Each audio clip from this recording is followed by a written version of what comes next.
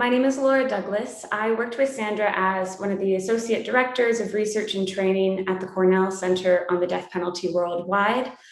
Sandra and a number of anti-death penalty advocates founded the center to do international anti-death penalty work. I cannot imagine someone more deserving of the John Paul Stevens Guiding Hand of Counsel Award. Working with Sandra as a young lawyer, I've been so inspired by what she does in the world. She is a fierce human rights advocate and a brilliant lawyer, and she works in a very unique way. When Sandra recognizes a novel argument or a new avenue that she thinks anti-death penalty advocates should be making, we see her both apply this in her own cases at both domestic and international litigation. And we also see that she reaches out to and tries to support a large network of abolitionist lawyers and defense counsel in making these arguments themselves. When she sees an argument with merit, she tries to host trainings about it. She works on policy advocacy connected to it. And Sandra also does a lot of movement building around different issues in the death penalty world. She reaches out and has connections with journalists, with activists, and tries to link them up with abolitionist lawyers or defense attorneys. As a colleague, Sandra is just an incredible human too. She's very supportive of the other lawyers and other professionals, other people in her life. She's always volunteering to host people at her house so that people can be together and we could gather. She just puts a lot of energy into the people who surround her and is someone who just approaches colleagues in such a caring and loving way too. She creates very supportive environments with really wonderful people who are all trying to defend human rights. Sandra Babcock is a remarkable woman and so deserving of the Justice John Paul Stevens Guiding Hand of Counsel Award. When I think of Sandra, I think of some of her best qualities, which are the fact that she is courageous, compassionate, and caring. I've known Sandra for over 2 decades, and I've never met a more intelligent, caring, and kind attorney. Sandra sees the holes in the system and then works to fill the gaps.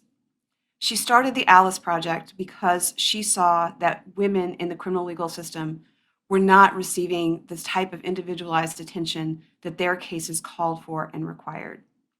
When Sandra sent out the email to the habeas lists asking if anyone had women who were facing the death penalty or long incarceration, I answered that email within 30 seconds asking for Sandra's help.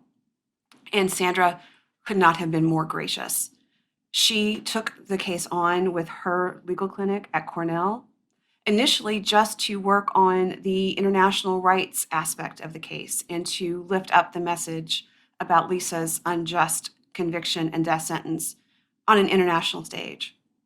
But then when my co-counsel Amy Harwell and I became sick with COVID, Sandra did not hesitate to step in, to fill our shoes, to represent Lisa as best she could, all the while taking care of Amy and I, checking in, making sure that we were okay, and helping us navigate what was one of the most difficult legal experiences of our careers.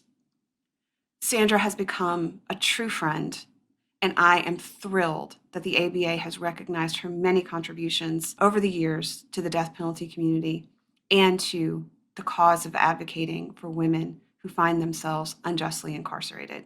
Congratulations, Sandra. Hello, my name is Michael O'Connor, and I have the privilege and honor to say a few words on behalf of Sandra Babcock on this event of her receiving the Guiding Hand of Counsel award from the ABA.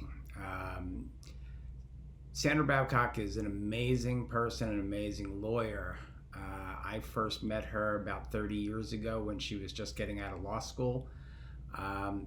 There was something about her when I met her, I knew that Sandra would be someone who would change the world. And I honestly felt that at the time, and and I know it to be true today. For instance, her changing in the way that people represent immigrants who have been arrested, people who are non-citizens. The Mexican Capital Legal Assistance Program, which Sandra was not only the starting impetus, she was the guiding hand. She was the person who taught us all how to approach these cases and assert consular rights on behalf of foreign nationals who were being charged with capital offenses in the United States. She did amazing work. She took her clients' cases out of Texas, went to the World Court and the Avena litigation, and I had the great fortune of being close enough to watch her do what she was doing in that litigation, and it was amazing. I've had the great fortune to be someone who has worked with Sandra at the Makwanyani Institute at Cornell Law School. Amazing what she has done there.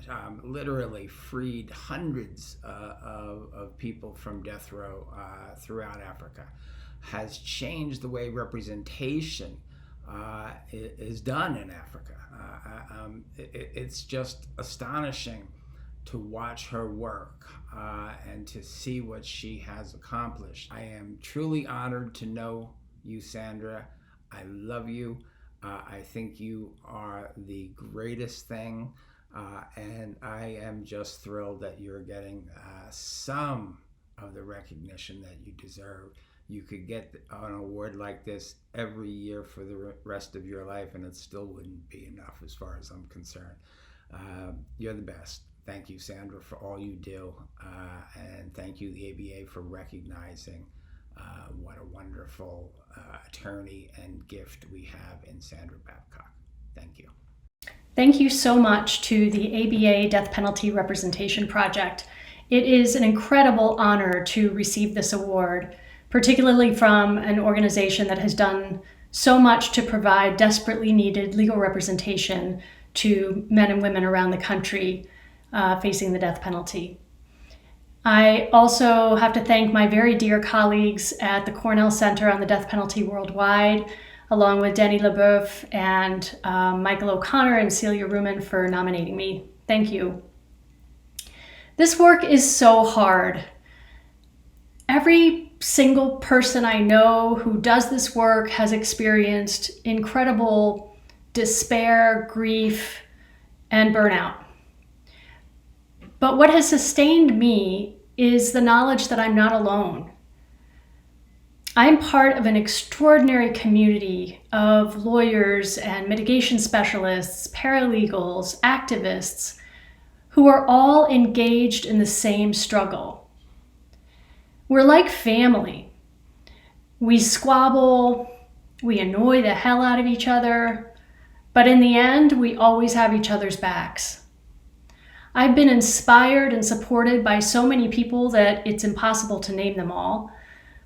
Some of them you know, people like Denny LeBeouf, David Bruck, Kelly Henry, George Kendall, and my colleagues from Texas. My first job where I, after graduating from law school, represented people on death row there in a really dark time in the application of the death penalty in this country.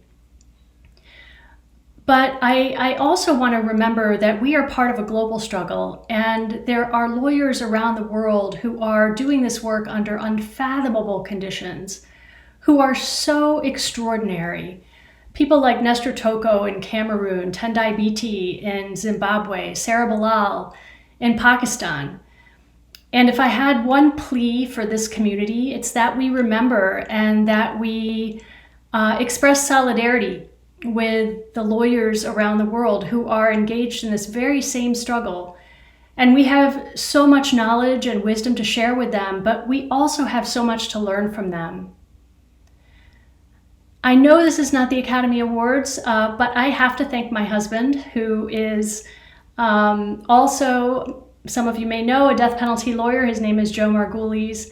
He is the best advocate I know, and he has been my comrade in arms for the last 28 years, and I love him dearly. So thank you again, and good night.